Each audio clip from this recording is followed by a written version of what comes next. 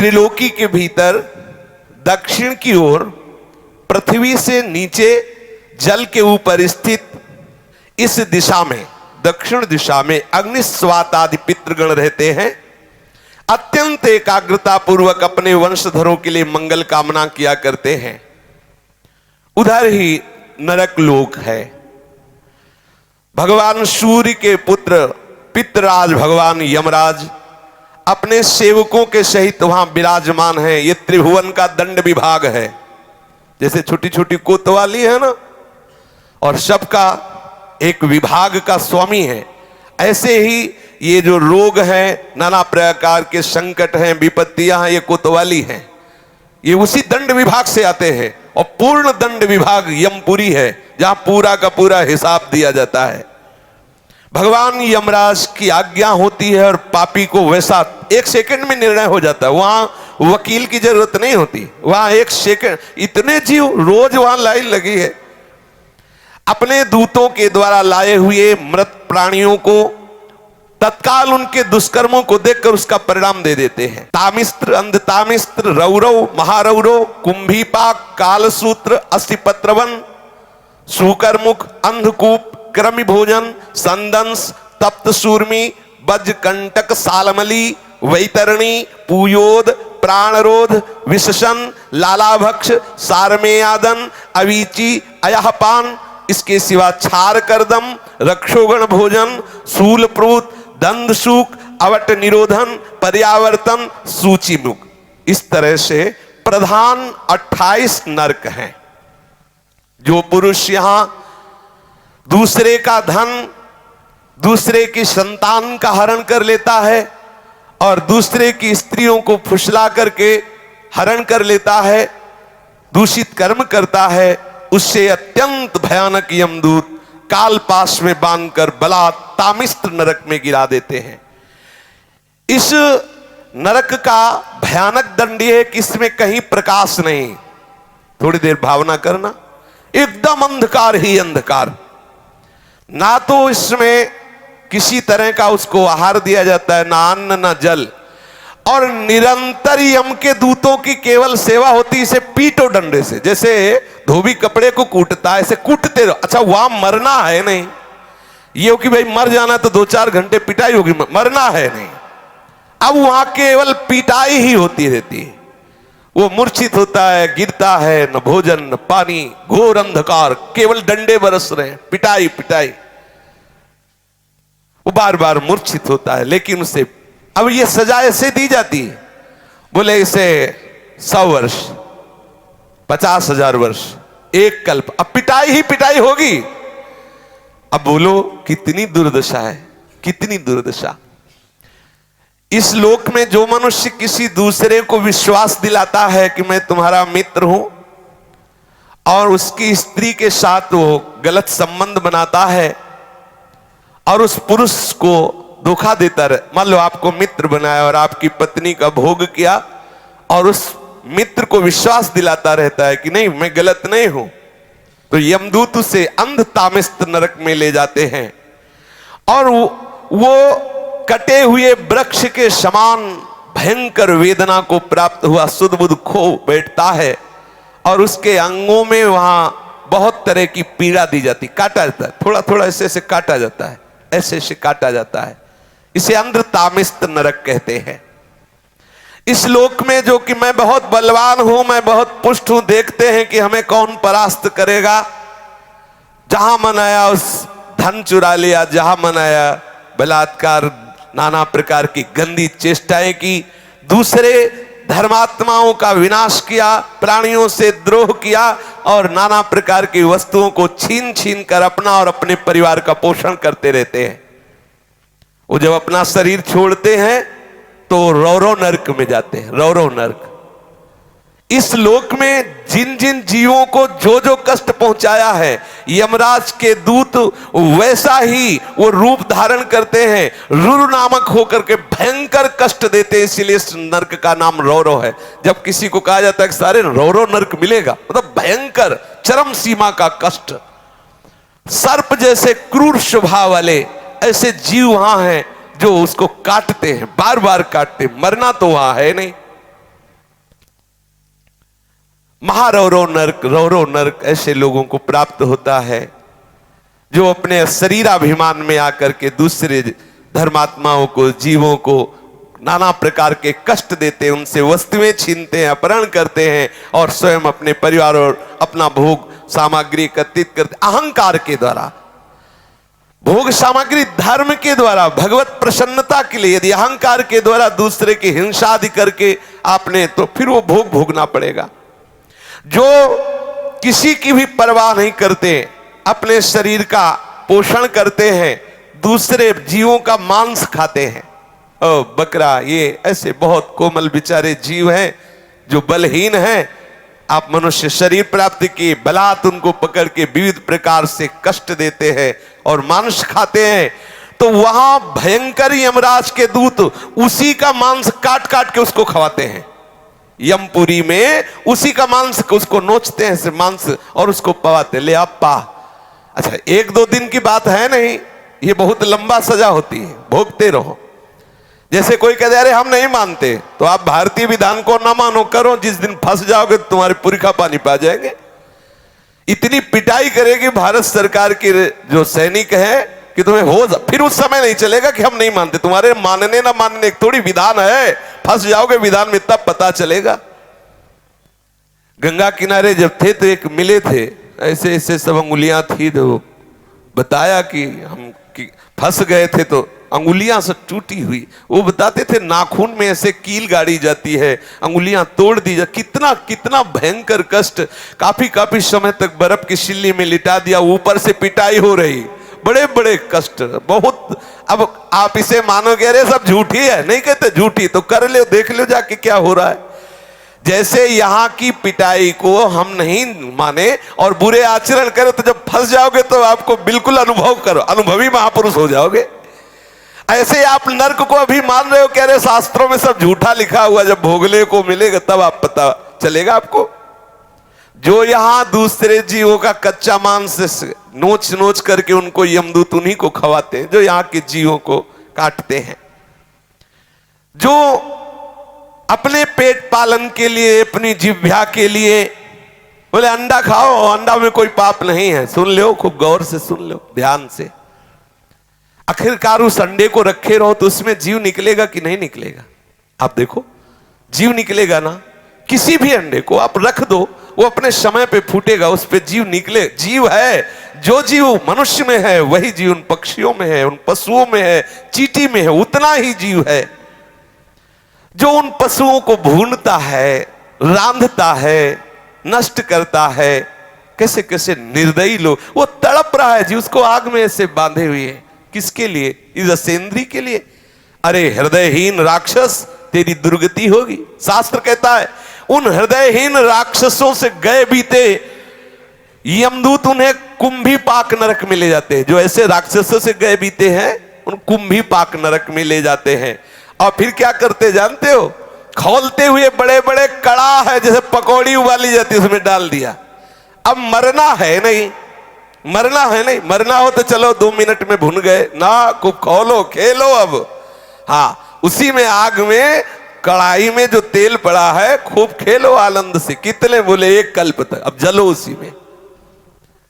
जो मनुष्य इस लोक में अपनी माता को गालियां देता है, माता को पीटता है, पिता को गालियां देता है, पिता को पीटता है, वैष्णव द्रोह करता है, वेदज्ञ जनों का विरोध करता है, शास्त्रों की निंदा करता है, उस पापी को यमदूत कालसूत्र नरक में ले जाते हैं। 10,000 योजन का घेरा है। 1 योजन का मतलब 4 कोस, 10,000 का मतलब कितना हुआ? 40,000 कोस की भूमि है। और वो तांबे की तरह है और आग से लाल है भूमि, पूरी भूमि लाल है। ऊपर से भयंकर प्रचंड सूर्य का ताप, नीचे से जलती हुई अग्नि, और ये 10,000 योजन का घेरा, वहां उसे छोड़ दिया जाता। दौड़ो, बस दौड़ते रहो। कितने दिन तक? कल्पों तक दौड़ते रहो, भुनो, लो आनंद। तुम्हें समय दिया गया है। भी पीछे सत्संग में बोला था कल या परसों कि 70 वर्ष, 80 वर्ष, 90 वर्ष जो चाहो कर लो, लेकिन इसका परिणाम तुम्हें भोगना पड़ेगा। ऐसा मत सोचो। आंख मूंद कबूतर बिल्ली को दे के आंख मूंद लेता है कि अरे कुछ नहीं, बिल्ली तो बिल्ली छोड़ देगी क्या, वो तो एक ही झपटा में उसे खा जाएगी। ऐसे ही तुम आंख मूंद लोगे, अरे सब शास्त्र ऐसे ही है, ऐसे नहीं है। यहां तो ब्याज में मिलता है कैंसर और ये नाना प्रकार की सड़न गलन, ये ब्याज है। मूल तो यमपुरी में भोगो चल के। अब वो बेचारा इतनी लंबी भूमि में भागता रहता है, जलता रहता है, मरना है नहीं। बेचैनी बढ़ जाती है, छटपटाता है, लोटता है, खड़ा होता है, दौड़ता है, चीखता है, पुकारता है, कौन सुने। कितने दिन तक? बोले जितने उसके शरीर में रोम है उतने 1000 वर्ष तक उसमें रखा जाता है उसको, उतने 1000 वर्ष तक। इसको कहते हैं काल सूत्र नरक। जो पुरुष बिना आपत्ति आने पर वैदिक मार्ग का उल्लंघन करके पाखंड पूर्ण धर्मों का आश्रय लेता है, वैदिक मार्ग की अवहेलना करता है, वैदिक सिद्धांतों को गालियां देता है, उसे यमदूत ले जाते हैं कोड़े से मारते हुए। और नरक में 80 पत्रवन नरक है। उसके जो पत्ते हैं वो तलवार जैसे हैं, ऐसे पेड़ के ऊपर फेंक दिया जाता है, टुकड़े टुकड़े हुआ, गिरा, फिर कस, फिर फेंक दिया गया। बस यही लीला चलती है, फेंकते रहो ऐसे। यमदूतों की ड्यूटी, तो फेंकते रहो ऐसे। कितनी बार वो बार बार मूर्छित होता है। वो उस समय विचार करता है अपने कुकर्मों को याद करके, हाय मैंने शास्त्र विरुद्ध आचरण की, शास्त्र की निंदा की, अवहेलना की, इसलिए मुझे दुख मिल रहा है। जो इस मृत्यु लोक में राजपद पर या राज कर्मचारी पद पर है और ये जानता है कि ये मनुष्य निरपराध है, लेकिन धन आदि के लिए या किसी बल प्रयोग की उसमें आकर के वो उसे दंड दे देता है, तो उस महापापी को सूकर मुख नामक नरक में गिराया जाता है। आपको अधिकार मिला है, भगवान ने आपको जगत की सेवा दी है। यदि आप जानते हो कि ये बिल्कुल अपराध रहित है और आप किसी के पैसे देने से या किसी के बल के दबाव में आकर उसे दंड देते हैं, तो आपको नरक की प्राप्ति होगी। महाबली यमदूत उसको ले जाते हैं और क्या करते हैं, पहले उसके ऊपर कूदते हैं, फिर इसके बाद कोल्हू में उसे पेरा जाता है। कोल्हू में, जैसे गन्ना पेरा जाता है ना, ऐसे कोल्हू में पेरा जाता है। जो यहां बड़े पदों में होकर के निरपराध लोगों को सताते हैं, निरपराध लोगों को दंड देते हैं, उनको यमराज के दूत फिर वहां पहले पैरों से कुचलते हैं, फिर कोल्हू में पेरते हैं। जो इस लोक में दूसरे निरपराध प्राणियों को रोते चिल्लाते हुए सुख का अनुभव करता है, खूब दर्द दे, ऐसे बड़े बड़े निर्दयी लोग हैं, यहां दर्द दे और वो समझते बड़ा आनंद। वहां ऐसे यमदूत आनंदित होते, नाचते कूदते यमदूत और उनको कोल्हू में पेरते, खूब दर्द देते हैं। इस लोक में जो खटमल, मच्छर, सर्प, बिच्छू, छिपकली, ये जितने ऐसे जीव हैं, इनको देखते ही मार देते हैं, हिंसा करते हुए अंधकूप नरक में गिरते हैं। भगवान ने इन जीवों के कर्म के अनुसार इनकी रचना की, रक्तपान आदि इनका स्वभाव है, ये नहीं जानते। मच्छर ये नहीं जानता कि हम काट रहे हैं तो इनको दुख होगा, वो नहीं जानता। उसका जैसे हम भोजन पाने के लिए अन्न आदि पाते हैं, ऐसे वो उसका भोजन रक्त भगवान ने निश्चित किया, उड़ा दी। बोले अगर मच्छर नहीं मारेंगे तो नाना प्रकार के बुखार वाले रोग पैदा हो जाएंगे। सच्ची मानिए, जब रोग पैदा होना होता है तो हो ही जाता, रोग पैदा ना हो तो रोग अगर नहीं होना ना, तो आप खुले मच्छरों में बैठे रहो, नहीं का। हाँ, आप अपना बचाव पक्ष कीजिए, मच्छरदानी लगा लीजिए, पहले से ऐसी औषधि आदि कर लीजिए, अपने यहाँ छिड़काव कर लीजिए, लेकिन आप मच्छर को मारें, आप छिपकली को मारें, आप सर्प को मारें, बिच्छू को मारें, ऐसा हमारा शास्त्र अलाउ नहीं करता कि आप मारें, ऐसा नहीं। जो उनका स्वभाव है, उनका स्वभाव बनाया गया है, आप अपना बचाव पक्ष रख लीजिए। अच्छा, बचाव पक्ष में मर जाए, देखो अंदर की बात है, अब पता नहीं कि पीछे क्या काट रहा है, खुद वो ऐसे हाथ किया वो मर गया, उसका कोई अपराध नहीं। आप जान के कि अच्छा ऐसे मारे कुछ लोगों का स्वभाव होता, मक्खी ऐसे देखते रहते ऐसे ऐसे भरते रहते ऐसे। और पूछो उनसे क्या है, वो मजा आ रहा है, ले ला मजा।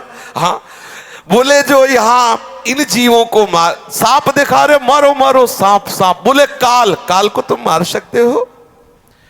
जितने यहां मच्छर, जू, रेंगने वाले सांप या पशु पक्षी मृग मक्खी जो भी, इनसे तुमने जो इनको मारा, इनको द्रोह किया, तो आप समझ लीजिए कि ये पाप आपको नरक ले जाने वाला है। आपका रोगग्रस्त शरीर होगा, बहुत कष्ट भोगने पड़ेंगे। इसलिए अंधकूप नरक से बचना, तो किसी जीव की हिंसा करना बिल्कुल ठीक नहीं है। जो मनुष्य इस लोक में रसोई बनाता है, गाय के लिए पहला ग्रास नहीं निकालता। देखो कितना सुंदर हमारे सनातन धर्म की मर्यादा है। दरवाजे पर एक गऊ बंधी हुई है, आप पहला ग्रास गऊ के लिए, ना गऊ है ना ग्रास है, कुत्ता है और सब ह्रास है। हाँ, अतिथि देवो भव, वहां लिखा कुत्ते से सावधान, क्योंकि अब कुत्ते का वास है, सावधान। निवास स्थान में गेट में लिखा है कुत्ते से सावधान, सावधान। यहां वर्णन कर रहे हैं श्री शुकाचार्य कि इस लोक में जब आप भोजन बनाते हो तो एक रोटी गाय के लिए निकालो, कुछ टुकड़ा कौवे पक्षियों के लिए निकाल दीजिए। अतिथि के लिए, आप गृहस्थ हैं तो इंतजार 1-2 मिनट दरवाजे पे निकल के देखना चाहिए, कोई भूखा कोई अतिथि। अगर ऐसा आप भाव रखेंगे तो आप अपने धर्म का पालन कर रहे हैं। ठाकुर जी का भोग लगाए बिना तो पाओ ही मती, अगर ठाकुर जी का भोग लगा दिया तो सब पूर्ण हो जाएगा। जो यहां पंच महायज्ञ के भागियों को बिना भोजन दिए स्वयं भोजन पकाते हैं, खाते हैं, वो क्रमी भोजन नामक निकृष्ट नरक में गिरते। गीता में भगवान ने कहा है, जो मुझे बिना अर्पित किए हुए पाता है वो पाप खाता है। यही है पाप। चाहिए क्या चला जाता है? भगवत नाम कीर्तन करते हुए, भगवत चर्चा सुनते हुए आप प्रभु का भाव रखते हुए रसोई मनिया कीजिए। एक रोटी गाय को निकाल दिए, थोड़े टुकड़े ऐसी जगह फेंक दो जहां गिलहरी है, चिड़िया है, कौआ है ये पाएंगे, चींटी है ये पाएंगे। अतिथि के लिए आप भाव करो। अब रसोई तो है नहीं कि उसमें 5 कवल निकाल करके और घी बूरा से बोर करके अग्नि को आहुति दे दे तो गैस से बुझ जाएगी। अगर उसमें घी बूरा की रोटी डाल हवल करोगे तो बुझ जाएगी। बड़ा समय कलयुग का विपरीत आता चला जा रहा है। पर सबका सार है कि आप प्रभु को भोग लगा दीजिए। और कभी कोई भूखा कोई अतिथि ऐसा 1 मिनट के लिए कर्तव्य होता है, आप भोजन पाने के पहले दरवाजे पर देखें कोई ऐसा आसपास अतिथि तो नहीं। 1 लाख योजन का लंबा चौड़ा एक कीड़ों का कुंड है, उसमें उसको फेंक दिया था, खाओ कीड़े, फेंक दिया गया उस कुंड में। अब आप ऐसे करता है तो हजारों कीड़े उसके जाते हैं। जो बिना भोग लगाए, बिना किसी गाय आदि के लिए बिना अग्रासन आदि निकाले केवल भोजन अपने लिए पकाता है, वो पाप है, वो उस अपराध का भागी बनेगा। अब उसके जब पापों का प्रायश्चित हो जाता है तब उसे वहां से निकाला जाता है। श्री ध्रुवदास जी ने भी लिखा, बिना भगवान को अर्पित किए, प्रियालाल को अर्पित किए पानी भी मत पिए। क्या जाता है? जल लिया, राधा वल्लभ लाल की जय, निर्दोष हो गया, पी लीजिए। ये सृष्टि प्रभु की है।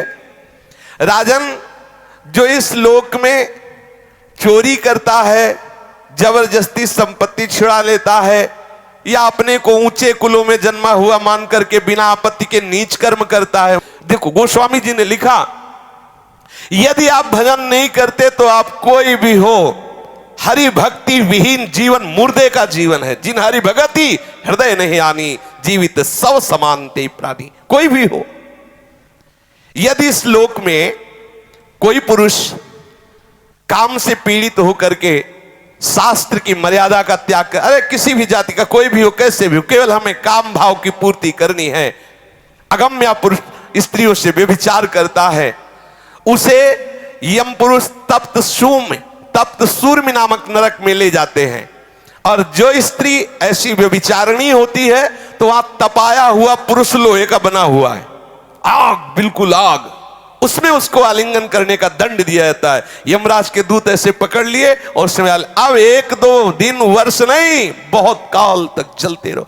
जो पुरुष पराई स्त्री के साथ व्यभिचार करता है उसके लिए वैसी स्त्री की रचना होती है, आग जैसी तपती होती है, बहुत काल तक उसको उसमें आलिंगन कराया जाता है, जलता रहता, चीखता रहता है। तपाए हुए लोहे की स्त्री या तपाए हुए लोहे के पुरुष की मूर्ति से उसे बहुत काल तक उसमें आलिंगन कराया जाता है। जो पुरुष इस लोक में कामासक्त होकर पशुओं के साथ व्यभिचार करता है, मरने के बाद उसे यमदूत वज्र कांटक सालमली नरक में गिराते हैं। इसमें वज्र के समान कठोर कांटों वाला सेमर के वृक्ष जैसा है, उसको ऊपर ऐसे फेंकते हो फिर नीचे घसीटते हैं, पूरे वो कठोर कठोर कांटे हैं वज्र जैसे, पूरा शरीर फट जाता है, मरना तो है नहीं। इस लोक में जो राजपुरुषों के घर में जन्म लेकर या श्रेष्ठ कुलों में जन्म लेकर अपने अभिमान से युक्त हो जाते हैं और धर्म मर्यादा का उच्छेदन करते हैं, तो मर्यादा अतिक्रमण के कारण वो वैतरणी नदी में पटके जाते हैं। जो अपनी मर्यादा शास्त्रों ने स्थापित की है कि आप जहां हो उसी मर्यादा के अनुसार आचरण करो, आप अपनी मर्यादा को खो देते हैं। देखो, ये जीवन मुक्त होने के लिए सिद्धांत बना है, ऐसा आप ना समझे, जीवन मुक्त होने के लिए बना है।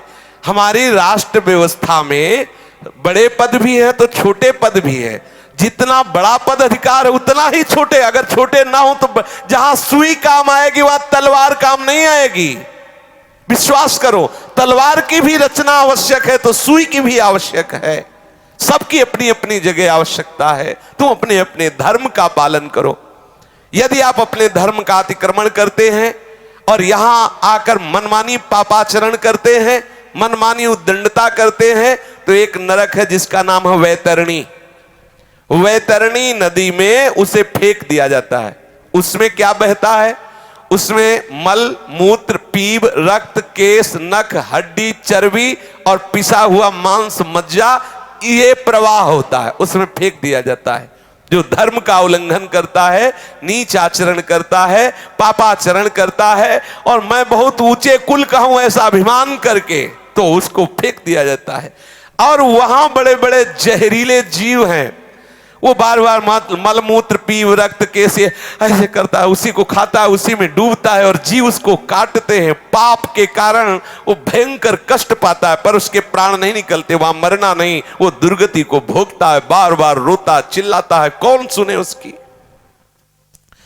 जो लोग यहां पवित्रता का त्याग करते हैं, अपने शास्त्र के द्वारा निर्धारित आचरणों का त्याग करते हैं, नियमों का त्याग करते हैं, लज्जा को त्याग करके, तिलांजलि दे करके नाना प्रकार के गंदे आचरण करते हैं, पशुओं के साथ गंदे आचरण करते हैं, उनको सब पीप, विष्ठा, मूत्र, कफ आदि से भरे हुए कुंडों में फेंका जाता है।